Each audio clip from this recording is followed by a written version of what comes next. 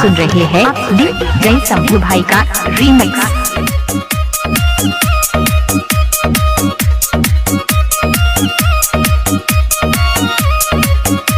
Shambhu sound पूरा उठवा के उठा लाली हो, जाने मारेला कान वाली हो दिल जतल रोए के बतिया में रानी हो आवे ना नींद रतिया में, रानी हो आवे ना नींद रतिया में। शंभू साउंड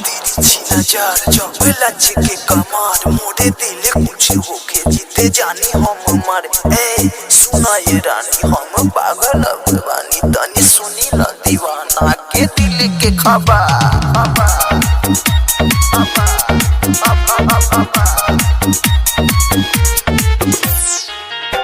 डीजे शंभू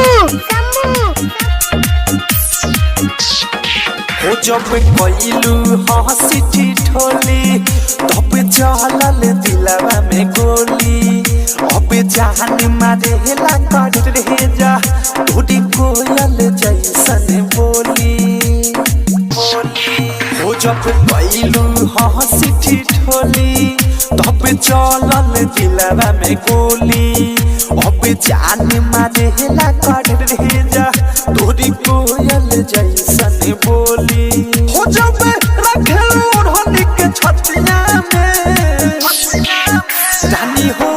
आवे ना नींद रतिया में, रानी हो आवे ना नींद रतिया में। मिक्स बाय शंभू दीवाना।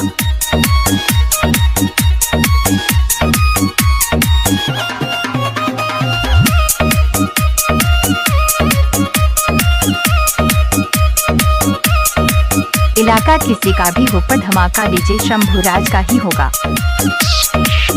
तोड़ी बाजे कमरी करे धानी तू तो अजबे बाबू रानी, तोड़ी देखलो से चम चम चमके तोड़ी चिहारा के रहे हो पानी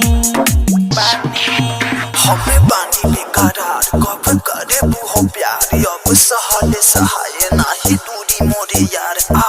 सुना कबूतर कब चढ़े मिली ऊपर मन करे तोहे लेके हम हो जाई फरा तोड़ी बाजे कमरी करे धानी तू तो अजबे बाबू रानी, तोड़ी देखलो से चम चम चमके तोड़ी चिहारा के हो पानी हो तोरे नाम लिखने रोज पतिया में रानी हो आवे ना नींद रतिया में, रानी हो आवे ना नींद रतिया में।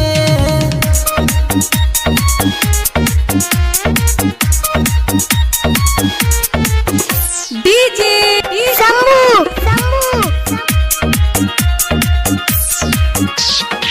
हो अब भइनी हम दीवाना नाही कहर हमारा के माना राही डडरा के से अवधेश के अब तुहरे पर ठिकाना शंभू हो साउंड अब भइनी हम दीवाना नाही कहर तू हमारा के माना राही डडरा के से अवधेश के अब तुहरे पर ठिकाना के बिके अनुराग मोदे या दतिया में रानी हो